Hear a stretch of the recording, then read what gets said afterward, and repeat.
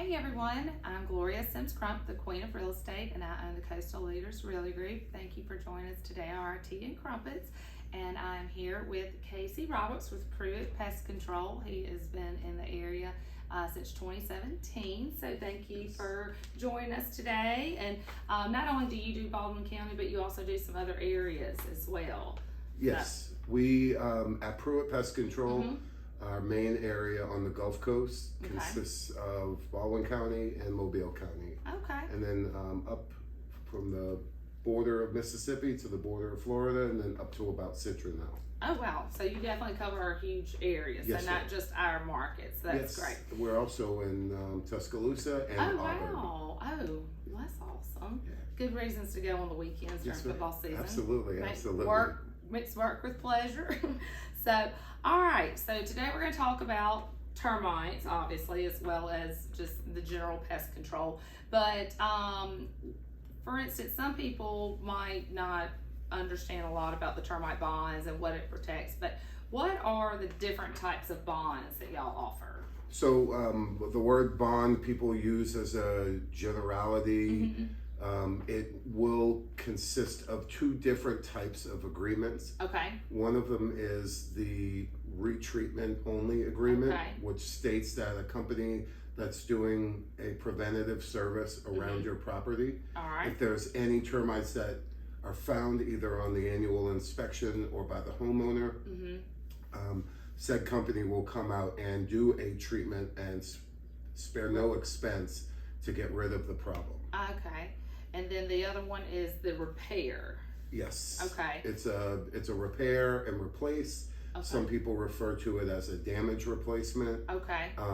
And when you hear people using the word bond, I would say 60-70% of the time they mean a damage replacement guarantee. Okay. But there is a little bit of difference.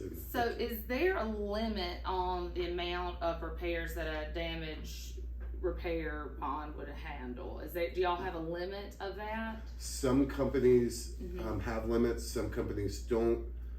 For example, for us, we have a $300,000 agreement, which should pay for anybody's house if anything does go wrong. At least, if you're getting over $300,000 in damage, you have major structural problems too. So, well, that is good because I've seen some people with max of 250. So that's good that y'all have 300,000. Yes, so what makes a home not qualify for the damage repair contract where they have to go just to the retreatment? Because we sometimes run into situations like this where, but obviously some of the viewers might not know. So what are those qualifications?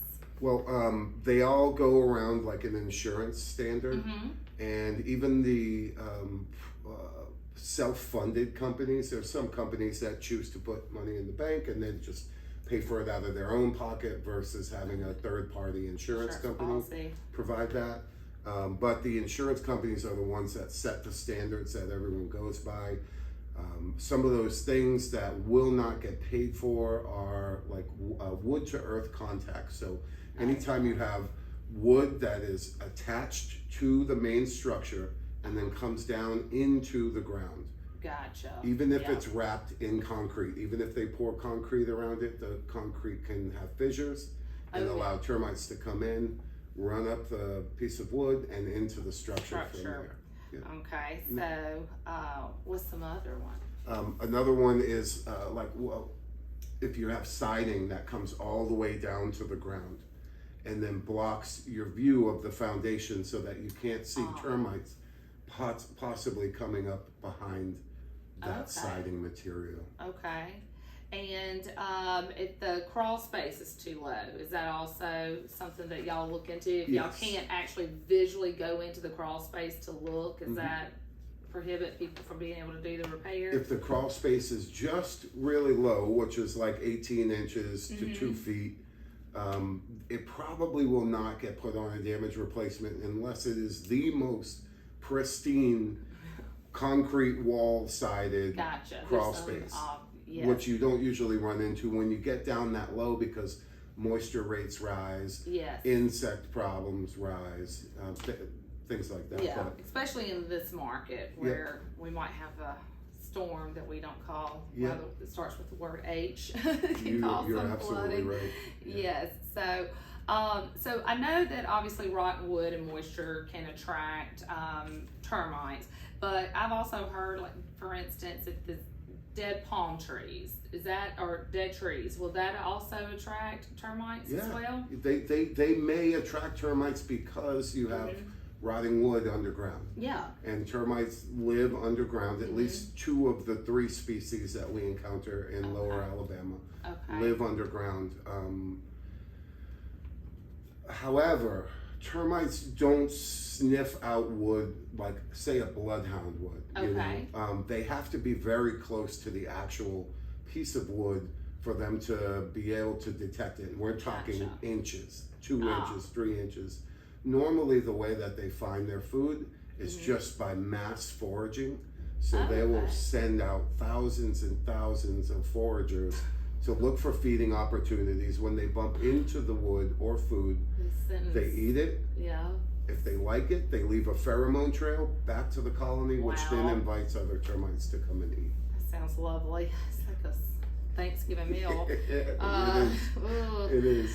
That's crazy. And so now would other bugs, so really other bugs won't attract the termites. It's mainly just wood, and they, like you said, they forage down, they send out, thousands, and then that's kind of how they attract to that home or, dead tree or what of that nature. Yeah, there are some other wood destroying organisms, but termites are by far the number 1 threat. And the subterranean are the worst of the 3, is that correct? So Formosan. Formosan are. Yes, and Formosan, there's 3 different types. Eastern subterranean, which used to be the most prevalent, which is the most prevalent in the rest of the eastern portion of the country. Okay. Then we have Formosan termites, which we imported in the 40s and 50s on wood container ships from Asia. That's awesome. Yeah. Yeah. And then they're there's dry still wood. coming over, obviously. Yeah. So, and then there's what? Dry wood. Dry wood. Dry wood are termites that will fly out of the ground. And those are infest. during swarming season. Dry woods are a little bit different. Dry woods are actually the only dry woods that we have here in Mobile, at least to my knowledge and experience, are in one little part of Mobile and the Pritchard Whistler area. Okay, so we don't necessarily have to worry about them here in the Baldwin County, or you haven't seen them? Not necessarily. I haven't seen them, and actually, in all of my thousands of inspections, I've only seen dry woods on an inspection one time. Oh wow, that's great. The only live, and then there was one other time that we saw evidence, but that was 5 years ago at itself. So okay, well there's some good news in that. Ray of sunshine. Yeah. So how long do treatments last? I've heard it can last up to 7 years when someone has their home treated on the outside, in the ground. Is that about accurate? Well, that's with a liquid termiticide treatment, which the current standards have fallen tighter into a 5-year bracket. Okay. We were using a dual defense system when Prewett first opened up. Okay. About 2 years ago on the Gulf Coast, we bought out another company that was a liquid company. Okay. And so we incorporated liquid as well as Centricon. However, the strength of Centricon and the reliability of that product, as far as I understand it, the state of Alabama called us and basically said, I don't know if I'm paraphrasing, but they said, if you want to see more of us, keep using liquid. So that was when we joined the rest of 95% of the rest of the termite industry in switching to baits. Okay. And so how do the bait systems, Centricon systems, work? Absolutely. Well, they're placed around the structure in a perimeter line. We put them in the ground every 8 to 10 feet. So the way that Prewett Pest Control does is we double down on what the label requirement is. Okay. And it's basically every 3 to 4 steps, one of our trained technicians are putting a bait station in the ground. Okay. Scanning it in, putting a fresh bait core that has enough by itself to wipe out 10 million termites just in that one station. And then he takes 3 or 4 steps and he puts another one in the ground. And they go how far down into the ground? Only about a foot. About a foot, Yep. okay. Yep. Oh, wow. All right. Now, some people seem to not know about spray foam insulation. Sure. And so this is something that I've run into multiple times, and the more you hear about it, the more you realize that termite companies will not bond or put a termite contract on the home, whether it's retreatment or repair. Yeah. And so there's two different types of spray foam, the open cell versus closed cell. And you know, why do termite companies stay away from bonding homes with the spray foam? For most of the termite control industry, we don't technically make a difference.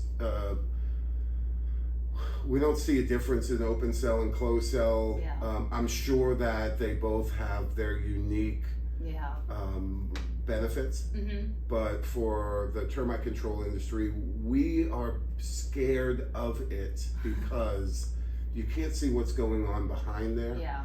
And there's increased risk for the collection of moisture in between the roof and the actual spray foam application itself, Yes. which will then encourage termites to swarm in there. And most of the year you're okay.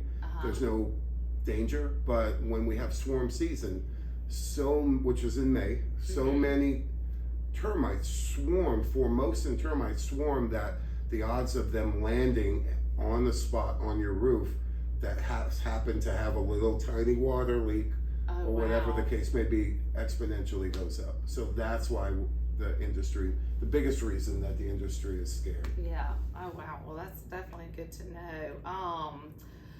So other than termite bonds, you also offer pest control, but what other services do you offer? We have a whole host of services that we can offer residential consumers as well as business people alike. Okay. From general pest control, either a monthly treatment or a triannual service, which is our mainstay. And then we have rodent control, interior, exterior, commercial, residential, mosquito treatments, ant treatments, bed bug, God forbid, and pretty much everything from fleas to the Norway rat, which is our biggest rat species that we encounter here. We treat from up to them. Sounds huge. And we're also going to be opening up in Mississippi soon as well, Florida a little on later on down the line. So. Well, I think that this has been very beneficial. Yes. So it's been my pleasure. Yeah, well, thank you, and thank you for watching. And I hope y'all learned something. And we'll have his contact information at the end. And I appreciate you watching, and thank you for joining us. Thank you very much. I appreciate you. Thank you for this opportunity. Definitely. Thanks.